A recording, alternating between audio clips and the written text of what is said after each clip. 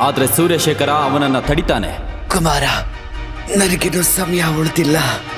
ನಾನು ಹೇಳಿದಷ್ಟು ಮಾತು ನೆನಪಲ್ಲೇ. ಯಾವುದೇ ಕಾರಣಕ್ಕೂ ಈ ಪುಸ್ತಕನ ಕಳ್ಕೋಬೇಡ. ಈಗ ರಾಜ್ಯದ ಭವಿಷ್ಯ ನಿನ್ನ ಕೈಯಲ್ಲಿದೆ. ಹಾಗೆ ಸಪ್ತಶಕ್ತಿ ಆಶ್ರಮದಲ್ಲಿರೋ ನಿನ್ನ ತಂಗಿನೂ ಕೂಡ ಹುಷಾರಾಗಿ ನೋಡ್ಕೊ.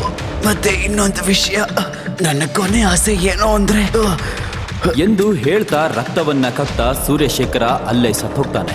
ಅಷ್ಟೇ, ತಂದೆಯ ಸಾವನ್ನ ನೋಡಿ ವಿಶ್ವಜಿತ್ ಆಶ್ಚರ್ಯಕ್ಕೊಳಗಾಗ್ತಾನೆ. ಅದೇ ಸಮಯಕ್ಕೆ ಚಿಕ್ಕಪ್ಪರಾದಂತಹ ಇಂದುಶೇಖರ, ಸೋಮಶೇಖರ ಅಲ್ಲಿಗೆ ಬರ್ತಾರೆ. ತಕ್ಷಣ ಅವರಿಗೆ ಕಾಣಿಸದೇ ಇರೋ ಹಾಗೆ ವಸ್ತ್ರದಿಂದ ಆ ಪುಸ್ತಕವನ್ನ ಬಚ್ಚಿಡ್ತಾನೆ. ಅದೇ ಕ್ಷಣ ಇಂದುಶೇಖರ ಅಲ್ಲಿಗೆ ಬಂದು, ನೀನೆಂಥ ದುಷ್ಟ! ಸ್ವಂತ ತಂದೆನ ಸಾಯಿಸಿದ್ಯಾ? ನಿನ್ನ ಪಾಪದ ಕೂಡ ತುಂಬಿದೆ. ಇನ್ನು ಏನ್ ನೋಡ್ತಾ ಇದ್ದೀರಾ? ಇವನನ್ನ ಬಂಧಿ ಮಾಡಿ. ಏನ್ ಮಾತಾಡ್ತಾ ಇದ್ದೀರಾ ನೀವು?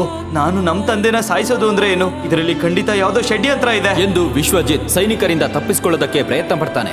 ಆದ್ರೆ ಇಂದುಶೇಖರ ಆತನ ಹತ್ರ ಬಂದು, ನೀನ್ ಇವಾಗಿಲ್ಲಿಂದ ತಪ್ಪಿಸ್ಕೊಳಕ್ ನೋಡಿದ್ರೆ ಸಪ್ತಶಕ್ತಿ ಆಶ್ರಮದಲ್ಲಿರೋ ನಿನ್ ತಂಗಿ ಮುಖನ ನೀನ್ ನೋಡಕ್ಕಾಗಲ್ಲ ಎಂದು ಹೆದರಿಸಿದ ತಕ್ಷಣ ವಿಶ್ವಜಿತ ಒಂದೇ ಕ್ಷಣ ಆಶ್ಚರ್ಯಕ್ಕೊಳಗಾಗ್ತಾನೆ.